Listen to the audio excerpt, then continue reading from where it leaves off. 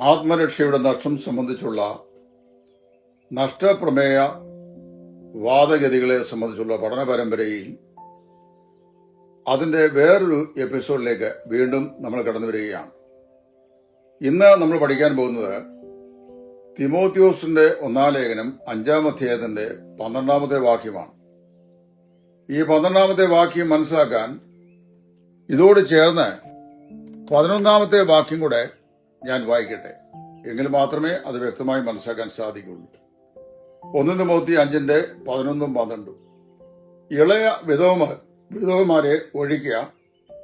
അവർ ക്രിസ്തുവിന് വിരോധമായി പുളച്ചു മതിക്കുമ്പോൾ വിവാഹം ചെയ്യുവാൻ ഇച്ഛിക്കും. ആദ്യ വിശ്വാസം തള്ളുകയാൽ അവർക്ക് ശിക്ഷാവിധി ഉണ്ട്. ഇവിടുത്തെ പ്രശ്നം ആദ്യ വിശ്വാസം തള്ളുന്നവർക്ക് ശിക്ഷാവിധി ഉണ്ട് എന്നുള്ളതാണ്.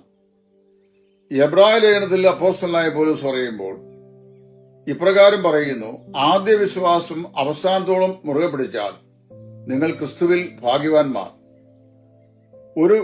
ഒരു ക്രിസ്തീയ വിശ്വാസി തന്റെ ആദ്യ വിശ്വാസം അന്ത്യത്തോളം മുറുകെ പിടിച്ചുകൊള്ളണം എന്നുള്ളത് അനിവാര്യമാണ്. അവിടെ എബ്രായ ലേഖനക്കാരൻ പറയുമ്പോൾ ആദ്യ വിശ്വാസം അവസാനത്തോളം മുറുകെ പിടിച്ചു കണ്ടാൽ നിങ്ങൾ രക്ഷപ്പെടും എന്നല്ല പറയുന്നത്, നിങ്ങൾ ഭാഗ്യവാന്മാർ. ക്രിസ്തീയ ജീവിതത്തിന് രക്ഷയുമുണ്ട്, രക്ഷയിൽ ഭാഗ്യ അനുഭവങ്ങളുമുണ്ട്. അപ്പോൾ ഭാഗ്യ അനുഭവങ്ങൾ വളരെ വൈവിധ്യമുള്ളതാണ്. അത് ഏതെല്ലാം എന്ന് വേദപുസ്തകത്തിന്റെ വിവിധ ഭാഗങ്ങളിലായി പ്രസ്താവിച്ചിട്ടുമുണ്ട്. ഇവിടെ നമ്മൾ മനസ്സിലാക്കേണ്ട വിഷയം ഈ ആദ്യ വിശ്വാസം തള്ളുകയാൽ ശിക്ഷാവിധി ഉണ്ട് എന്ന് പറയുന്നതുകൊണ്ട് നരകഭീതി ഇങ്ങനെയുള്ളവർക്കുണ്ട് എന്നാണ് വ്യാഖ്യാനിച്ചു വയ്ക്കുന്നത്. അതിന്റെ വിശദീകരണവും മറുപടിയുമാണ് ഇപ്പോൾ പറയാൻ ആഗ്രഹിക്കുന്നത്. ഞാൻ മുമ്പുള്ള എപ്പിസോഡിൽ സൂചിപ്പിച്ച പോലെ ഒരു പ്രാദേശിക സഭയിലെ ഇടപെടലുകളെ സംബന്ധിച്ചാണ് അപ്പോസ്തലൻ ഇവിടെ വിശദീകരണം നൽകുന്നത്. അങ്ങനെ വരുമ്പോൾ സഭയിലെ ഇളയവരുടെ കാര്യം തന്നെയാണ് വീണ്ടും ഈ വാക്യത്തിൽ പറയുന്നത്. അവരുടെ ആദ്യ വിശ്വാസം എന്താണ്? കർത്താവായ യേശുവിനെ രക്ഷിതാവായി സ്വീകരിച്ചു എന്നുള്ളത് കുറെ കഴിയുമ്പം അത് തെറ്റായിപ്പോയി, അത് വേണ്ട എന്ന് പറഞ്ഞ് തള്ളിക്കളഞ്ഞതാണോ? അല്ല. ഉപദേശ വിഷയങ്ങളായ സ്നാനം, വേർപാട്, വിശുദ്ധി ഇത്യാദി വിഷയങ്ങൾ അത് തെറ്റായിപ്പോയി, അതുകൊണ്ട് അത് വേണ്ട എന്ന് വെച്ച് അതിനെ ഉപേക്ഷിക്കുന്നതാണോ അവരുടെ ആദ്യ വിശ്വാസം എന്ന് പറയുന്നത്? അതല്ല. സാധാരണ നിലയിൽ രക്ഷിക്കപ്പെട്ട ഏതൊരു വിശ്വാസിക്കും നിരവധി പ്രയാസങ്ങൾ തന്റെ ക്രിസ്തീയ ജീവിതത്തിൽ ഉണ്ടാവാൻ സാധ്യതയുണ്ട്.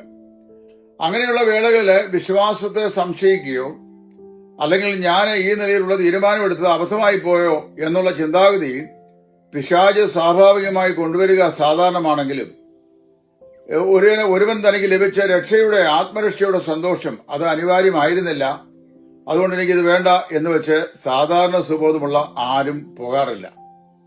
ഇവിടുത്തെ വിഷയം അതല്ല. ഇവിടുത്തെ ആദ്യ വിശ്വാസം എന്ന് പറയുന്നത് ഈ വിധവമാരായ യുവതികളുടെ ആദ്യ തീരുമാനത്തെയാണ് കാണിക്കുന്നത്. എന്തായിരുന്നു അവരുടെ ആദ്യ തീരുമാനം? യൗവനക്കാരായ വിധവമാർ, ലേഡീസ് പലരും വിധവമാരായി. അങ്ങനെ വിധവമാരായി തീർന്നതിന് പല കാരണങ്ങൾ കൊണ്ടുമാകാം. സ്വാഭാവിക മരണം കൊണ്ട് വിധവമാരായി തീർന്ന ആളുകളുണ്ട്. ക്രൈസ്തവ വിശ്വാസത്താലുള്ള പീഡന നിമിത്തം വിധവമാരായി തീർന്ന ആളുകൾ, ഭർത്താക്കന്മാരെ നഷ്ടപ്പെട്ട ആളുകളുണ്ട്. അങ്ങനെ വിവിധ നിലയിലുള്ള പ്രയാസങ്ങളുള്ള ആളുകളുണ്ട്. അങ്ങനെ യൗവനക്കാരായ ഈ വിധവമാര് അവരുടെ ഭർത്താക്കന്മാര് മരിച്ചു കഴിഞ്ഞപ്പോൾ അവര് ആദ്യം ഒരു തീരുമാനം എടുത്തു: ഇനിയും വിവാഹം വേണ്ട, ശിഷ്ടമുള്ള ആയുസ്, വിവാഹം കൂടാതെ പാർത്തുകൊള്ളാം, അതാണ് താല്പര്യം എന്ന് ചിന്തിച്ചു. അങ്ങനെ ചിന്തിക്കുന്നതിന് വളരെ അധികം ന്യായങ്ങളുണ്ട്. ഒരു ഭർത്താവിനോട് ജീവിച്ച് കൊതി തീരും മുമ്പേ ആ ഭർത്താവിനെ അടർത്തി ദൈവം അവിടുന്ന് മാറ്റിയാൽ ഇനി എനിക്ക് രണ്ടാമതൊരു ഭർത്താവിനെ വേണ്ട, എന്റെ ആയുസ് മുഴുവൻ ഞാൻ കഷ്ടപ്പെട്ടായാലും ഒറ്റയ്ക്ക് നിന്ന് ജീവിച്ചു കൊള്ളാം എന്ന് തീരുമാനമെടുത്തിട്ടുള്ള ആളുകൾ ഉണ്ട്. അത് ആ കാലത്ത് ഉണ്ടായിരുന്നു.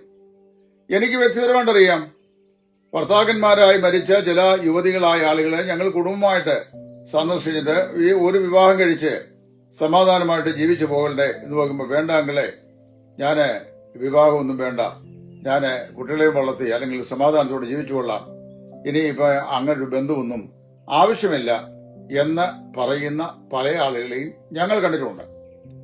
അന്ന് അപ്പോസ്തലിക കാലത്ത് പൗലോസ് തിമോഥെയോസിൽ എഴുതുന്ന ആ കാലത്തും ഇങ്ങനെയുള്ള ആദ്യ തീരുമാനമെടുത്ത സഹോദരിമാരുണ്ടായിരുന്നു.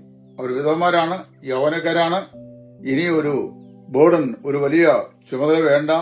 ഇനി ഒരാളെ വിവാഹം കഴിച്ചാൽ അദ്ദേഹത്തിന്റെ ആയുസ്സും എണ്ണപ്പെട്ടതാണോ, ഇനി അത് എന്ത് ചെയ്യും എന്നൊക്കെയുള്ള ചിന്താഭാരമുള്ള, മാനുഷികമായി ചിന്തിക്കുന്ന യുവതികൾ ആ കാലത്തും ഉണ്ടായിരുന്നു. എന്നാൽ കുറെ കഴിഞ്ഞപ്പോൾ അത് അവരെന്ത് ചെയ്യുന്നറിയാമോ? അവരുടെ തീരുമാനത്തിന് ഒരു മാറ്റമുണ്ടാക്കി. അതായത് മാറ്റമുണ്ടായി. ആദ്യം അവർ തീരുമാനിച്ചു വിവാഹം വേണ്ട. എന്നാൽ കുറെ കഴിഞ്ഞപ്പോൾ സാഹചര്യത്തിന്റെ സമ്മർദ്ദങ്ങളും അവരുടെ വൈകാരിക ജീവിതത്തിന്റെ വ്യതിയാനങ്ങളും അതുപോലെ ഒരുപക്ഷെങ്കിൽ ജീവിതത്തിന്റെ ഉഴൽച്ചകളും കുടുംബ സന്താനത്തിനുള്ള വൈഷമ്യതകളും ഒക്കെ അവരെ മാനസികമായി അലട്ടിയപ്പോൾ അവരുടെ ആദ്യത്തെ തീരുമാനം വിവാഹം കൂടാതെ ജീവിച്ചുകൊള്ളാം എന്നുള്ള തീരുമാനത്തിന് ഒരു ഓൾട്ടറേഷൻ അവരുടെ ജീവിതത്തിൽ ഉണ്ടായി. അവർക്ക് ഒരു മാറ്റം ഉണ്ടായി കഴിഞ്ഞപ്പോൾ എന്തോ സംഭവിച്ചു? ആ ആദ്യ തീരുമാനത്തിൽ മാറി. അങ്ങനെ ചെയ്യുന്നതും കർത്താവിന്റെ നാമത്തിന് അപമാനം ആണ് എന്നാണ് പൗലോസ് പറയുന്നത്. എന്ന് പറഞ്ഞാൽ ഒരു തീരുമാനം ഉണ്ടെങ്കിൽ ആ തീരുമാനത്തിൽ ഉറച്ചു നിൽക്കണം. കാര്യം പൗലോസ് വളരെ വ്യക്തമായിട്ടുണ്ടല്ലോ, ഇന്ദ്രിയ ജയം ഇല്ലെങ്കിലോ ഉഴലുന്നതിനേക്കാൾ അവർ വിവാഹം ചെയ്യുന്നത് നല്ലത്. അപ്പൊ ഈ വിവാഹം ഇനിയും വേണ്ട എന്നുള്ള തീരുമാനം എടുത്തതും അവർ തന്നെയാണ്. കുറെ കഴിഞ്ഞപ്പോൾ എനിക്കൊരു വിവാഹം നടന്നിരുന്നെങ്കിൽ കൊള്ളായിരുന്നു എന്ന് ആഗ്രഹിച്ചതും അവർ തന്നെയാണ്. അങ്ങനെ ഇരിക്കുമ്പോൾ ദൈവസ്ഥലിൽ അവരെടുത്ത ആദ്യ തീരുമാനത്തിലുള്ള വഴുതിമാറിലാണ് ഈ രണ്ടാമത്തെ തീരുമാനം, വിവാഹം വേണം എന്നുള്ളത്.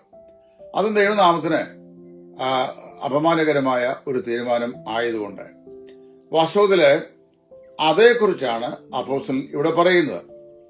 എന്നാൽ വാസ്തവത്തിൽ അവരുടെ രക്ഷ നഷ്ടപ്പെടുമ്പോൾ അങ്ങനെ ആദ്യ തീരുമാനം അല്ലെങ്കിൽ ആദ്യ വിശ്വാസം ഉപേക്ഷിക്കുക, അവരുടെ രക്ഷ നഷ്ടപ്പെടുമെങ്കിൽ അവരെ സഭയിൽ നിന്ന് പുറത്താക്കണ്ടേ? സഭ രക്ഷിക്കപ്പെട്ടവരുടെ കൂട്ടമല്ലേ, അവരെ സഭയിൽ വെച്ച് ഉറപ്പിക്കാമോ? അപ്പൊ അങ്ങനല്ല എന്റെ അർത്ഥം. അനി അതല്ല, അവർ പിന്മാറ്റത്തിലേക്ക് പോയി ചില രക്ഷാ ഭദ്രതയിൽ സ്ഥിരതയില്ലാത്ത ആളുകൾ ആരോപിക്കുന്ന പോലെ അവരുടെ രക്ഷയ്ക്ക് എന്തെങ്കിലും ഭംഗമുണ്ടായെങ്കിൽ അവർ യഥാസ്ഥാനപ്പെടുവാൻ ഉള്ള ബുദ്ധിപദേശം നൽകണ്ടേ? അതുകൂടെ പറഞ്ഞു കാണുന്നില്ല. അതിനുള്ള കൽപ്പനയും ഇവിടെ പറഞ്ഞ് നമ്മൾ കാണുന്നില്ല. എന്നാല് താഴോട്ടുള്ള വാക്യങ്ങൾ വായിക്കുമ്പോൾ നമുക്ക് വാസ്തവത്തില് ഒരു സ്ത്രീയുടെ ജീവിതം വിവാഹം കഴിച്ച് സഫലമായി തീരുവാനുള്ള കൽപ്പനയാണ് പൗലോസ് നൽകുന്നത്. 5-ാം അധ്യായത്തിന്റെ 12-ാം വാക്യത്തിൽ താഴോട്ട് വായിക്കുമ്പോൾ അവളെ വിവാഹിതയായി കുടുംബസ്ഥയായി സഫലമായ ഒരു കുടുംബജീവിതവും ഒരു ക്രിസ്തു ജീവിതവും നയിക്കുവാനുള്ള കൽപ്പനയാണ് പൗലോസോട് നൽകുന്നത്. എന്ന് മാത്രമല്ല, ഇവിടെ ഈ ആദ്യ വിശ്വാസം തള്ളിക്കളയാൽ ശിക്ഷാവധി ഉണ്ട് എന്നതിന് ഗ്രീക്കിൽ ഉപയോഗിക്കുന്ന വാക്ക്, ഗ്രീക്കൊക്കെ പറയുമ്പോൾ ചില ആൾക്കാർ പരിഹസിക്കും, ചിലർക്ക് ഇഷ്ടപ്പെടുകയില്ല. എല്ലാവർക്കും ഗ്രീക്ക് വായിക്കാൻ അറിയാമോ?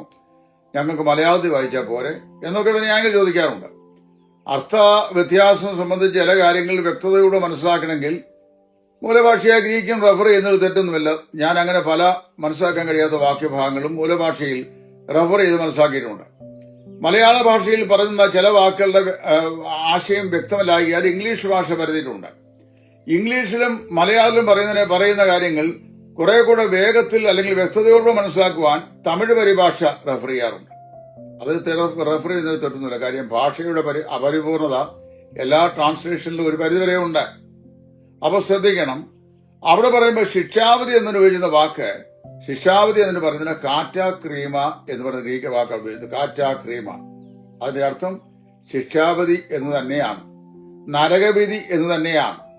ഈ പ്രവൃത്തിക്കൊത്ത ന്യായം വിധിച്ച് നരകത്തിലേക്ക് തള്ളുന്നതിനെയാണ് കാറ്റാ ക്രീമ എന്ന് പറയുന്നത്. പക്ഷെ ഇവിടെ പൗലോസ് പറയുന്ന വാക്ക് കാറ്റാ ക്രീമ അല്ല, ക്രീമ ആണ്.